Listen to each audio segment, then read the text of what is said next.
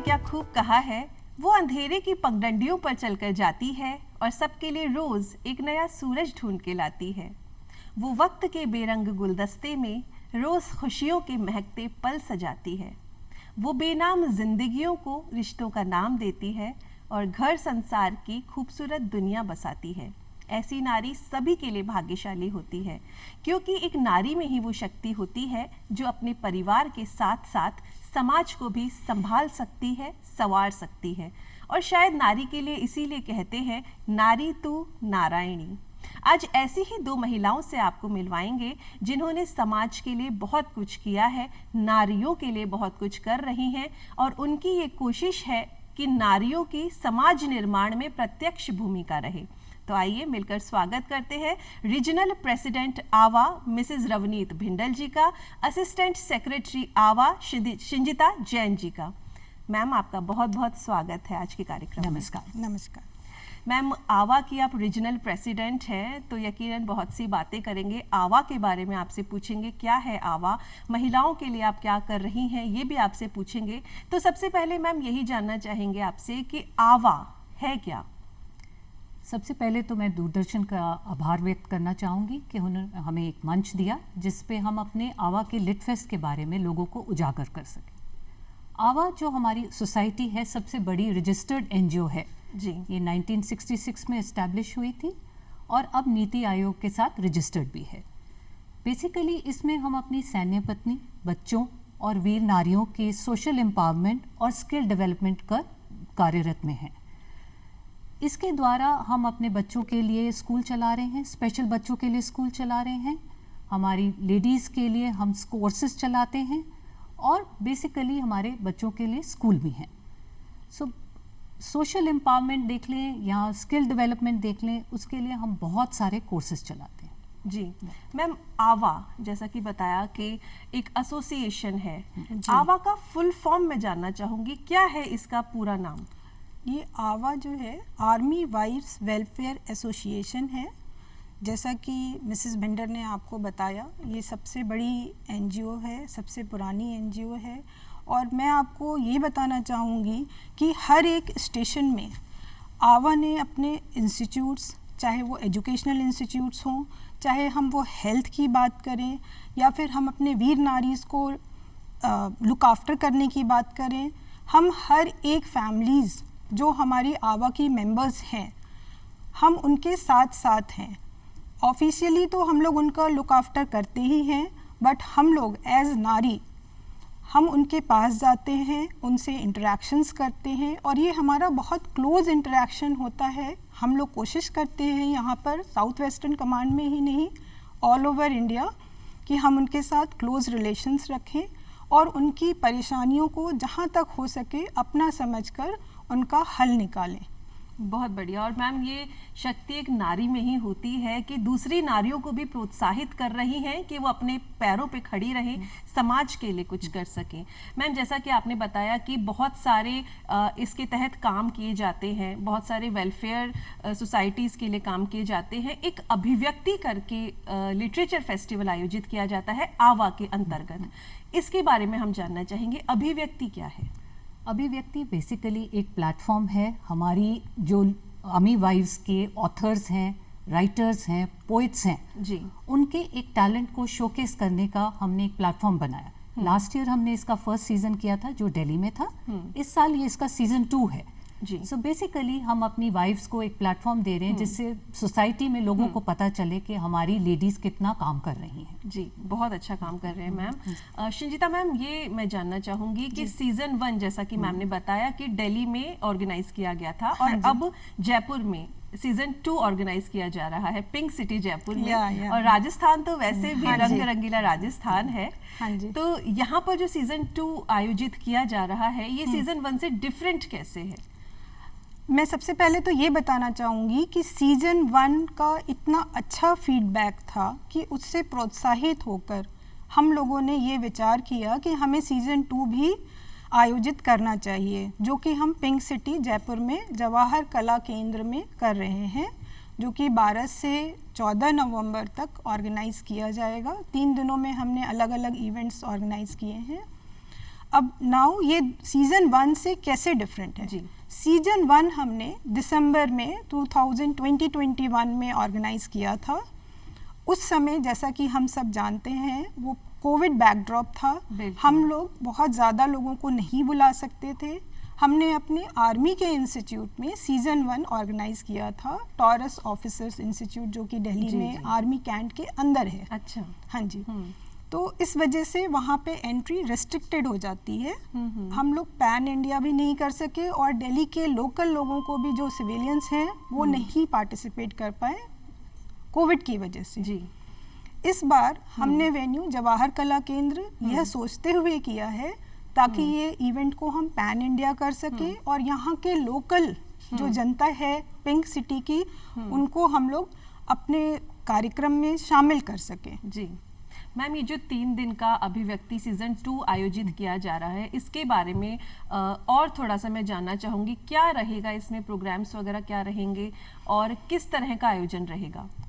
Basically like जैसे मैं कह रही थी, ये प्लेटफॉर्म है, तो इसमें हमने अपने एस्टैब्लिश्ड ऑथर्स जिन्होंने ऑलरेडी बुक्स पब्लिश करी हुई हैं वो आएंगे।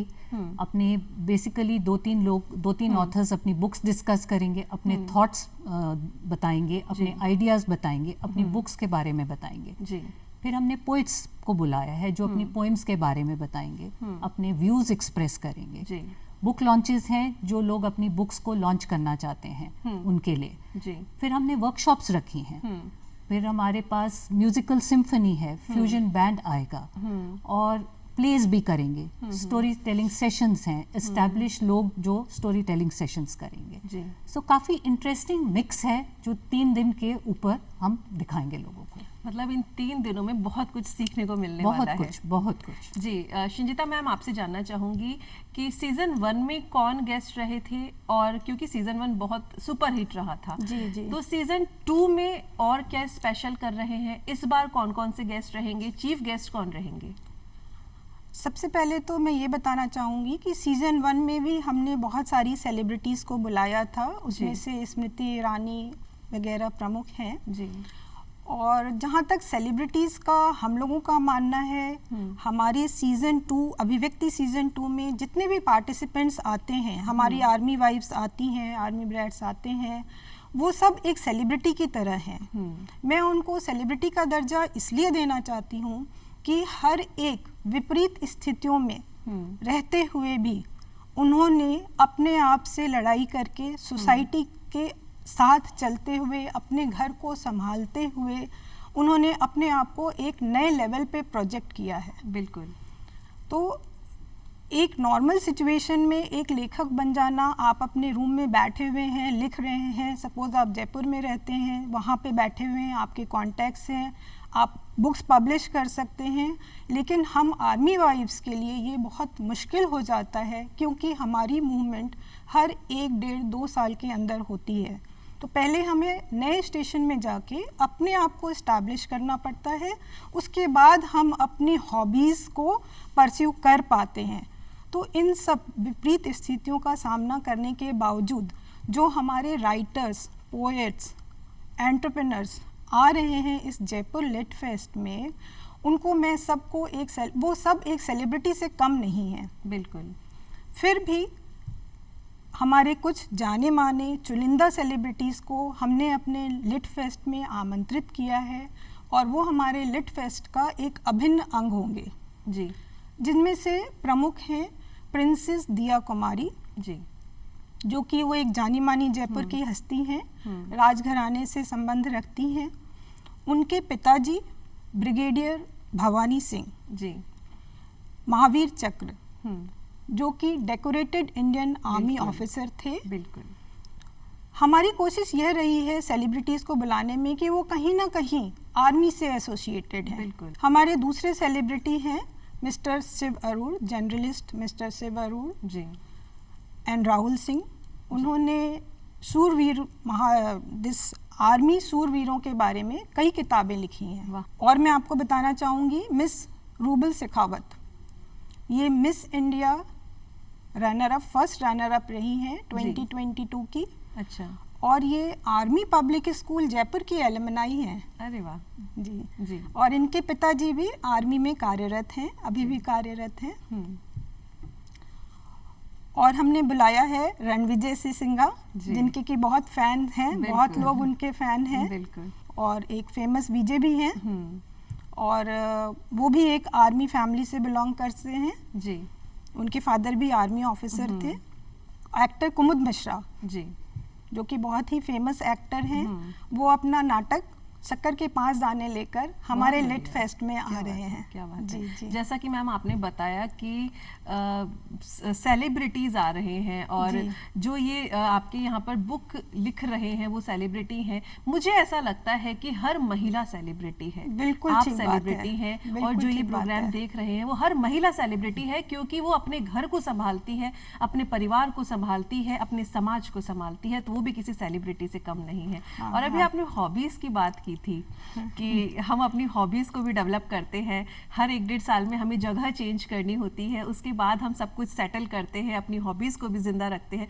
तो मैम आपसे पूछना चाहूंगी कि इतनी बिजी आप रहती हैं, लेकिन कहते हैं ना शौक जिंदा रखना बहुत जरूरी होता है, तो आपकी क्या हॉबीज हैं, क्या शौक रखती हैं? मेरे 2 शौक हैं मेनली। जी। बुक रीडिंग, अरे मैं फिक्शन पसंद करती हूँ पढ़ना। जी। एंड आजकल मे भी इतने लोग नहीं करते, बट मेरे को एम्ब्रॉयडरी का बहुत शौक है। अरे वाह। हाँ, अगर आप मेरे घर आए तो देखेंगे कि जितना भी उसमें काम मैंने डिस्प्ले किया है अपने वॉल्स पे, वो मेरा किया हुआ है। तो मैं ऐसा करूँ, वो मेरे शौक हैं। और जैसा आपने घर की बात की है, तो मैंने ऐसा सुना है कि जो आर्मी बैकग्राउंड से लोग होते हैं उनके घर बहुत खूबसूरत सजे हुए होते हैं और बिल्कुल अलग स्टाइल में डिफरेंट तरह से सजे हुए होते हैं। क्या ये सच है और कैसे आइडिया आते हैं ये? डेफिनेटली सच है, बिकॉज जो आपका घर का डेकोर होता है वो आई थिंक आपकी पर्सनालिटी को रिफ्लेक्ट करता है। बिल्कुल। कि आप क्या हैं। जी। एंड आई थिंक जैसे हम आपको बता रहे थे कि हम हर 2 साल बाद शिफ्ट करते हैं, तो मे बी हम जिधर जिधर जाते हैं वहाँ से हम कुछ चीज़ें इम्बाइब करते हैं, वहाँ की चीज़ों को हम अपने घर में दिखाते हैं। इट्स लाइक कि आप अगर हमारे घर देखेंगे तो it's a reflection of the whole of India. Yes, बिल्कुल। मैम संजीता मैम, आपकी हॉबीज की अगर बात करें तो क्या हॉबीज हैं आपकी? मैं एक तो ये बताना चाहूँगी कि हम लोग जो आर्मी वाइव्स हैं, पहले भी ये बात डिस्कस हुई कि हम लोग हर 2 साल पे मूव करते रहते हैं। उसके बावजूद भी हम लोग अपनी हॉबीज जिंदा रखते हैं। तो जनरली आर्मी वाइफ्स देखा जाता है जनरली कि वो अपने प्रोफेशन में जो उन्होंने पढ़ाई करी है वो डेविएट हो जाता है। वो क्यों डेविएट हो जाता है? Because of the postings. बिल्कुल।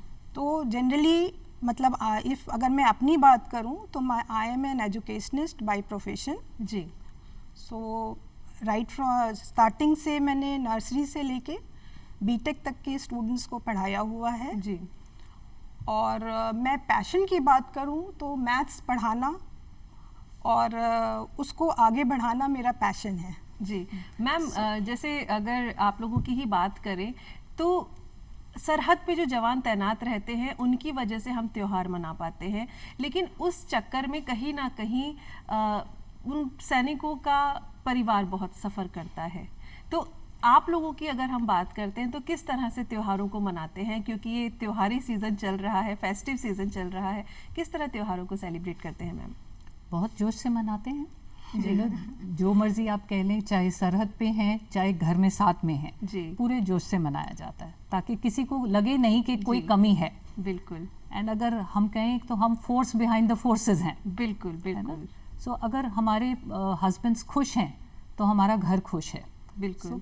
पूरे जोश से होता है। जी जी मैम, अभी आपने बताया कि बहुत सारे सेशंस होंगे, उसमें कुछ बुक लॉन्चेस भी होंगी, तो किस तरह की बुक्स का लॉन्च किया जाएगा, विमोचन किया जाएगा, इस बारे में बताइए। बुक लॉन्चेस हमारे यहाँ कई सारी बुक्स लॉन्च करी जा रही हैं जो कि बहुत ही रेनाउंड मैं बोलूँगी लेखिकाओं द्वारा लिखी गई हैं। उनमें से प्रमुख हैं निधि ख्याली ध्यानी, मिसेस मीनू त्रिपाठी, ज्योत्सना अत्रे। ये सभी लेखिकाएं हिंदी और इंग्लिश साहित्य से बहुत सालों से जुड़ी हुई हैं। जी। उनके बुक लॉन्चेस हम लोग अपने अभिव्यक्ति सीजन 2 में अलग अलग सेलिब्रिटीज़ के द्वारा करा रहे हैं। जी।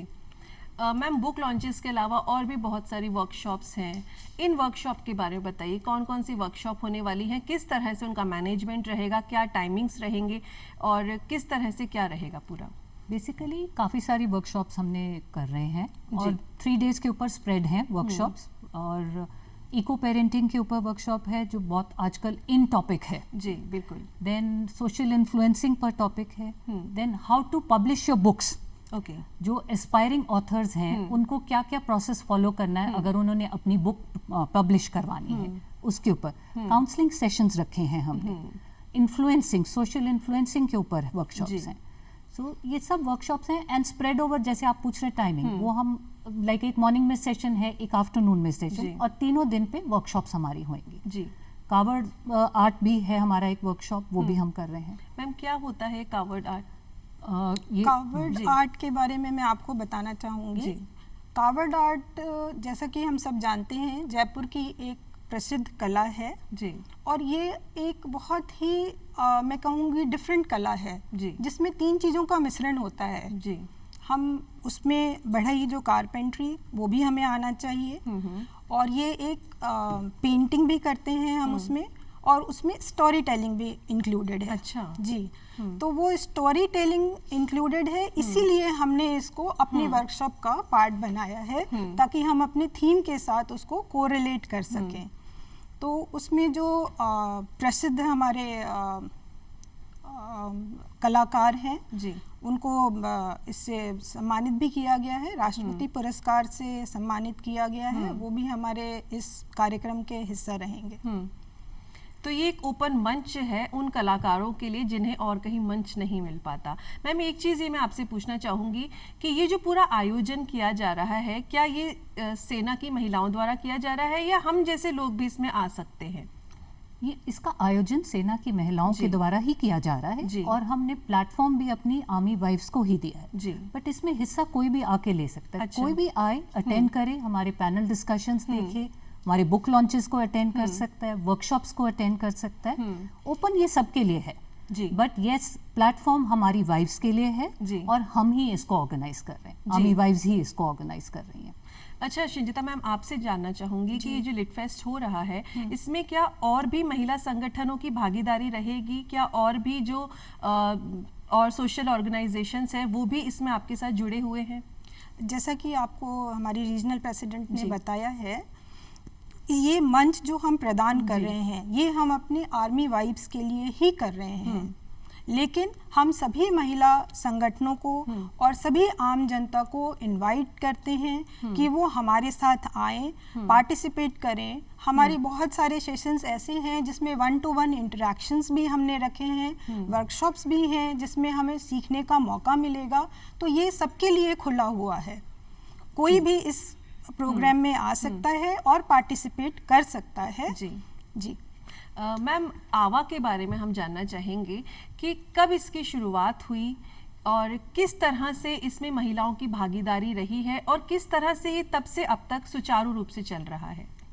बेसिकली 1966 में हमारी आवा जो एज अ एनजीओ रजिस्टर हुई थी जी। तो तब से हम अपनी वाइफ्स के लिए, अपने बच्चों के लिए, हमारी वीर नारियों के लिए, जैसे मैंने आपको पहले भी बताया, हम उनके एम्पावरमेंट, उनकी स्किल बिल्डिंग की तरफ काम करते हैं एंड चेंजिंग टाइम्स के हिसाब से हम उसमें भी चेंज ला रहे हैं। सो बेसिकली स्किल दे रहे हैं हम अपनी वाइफ्स को सो दैट वो अपने पैरों पे खड़े हो सकें।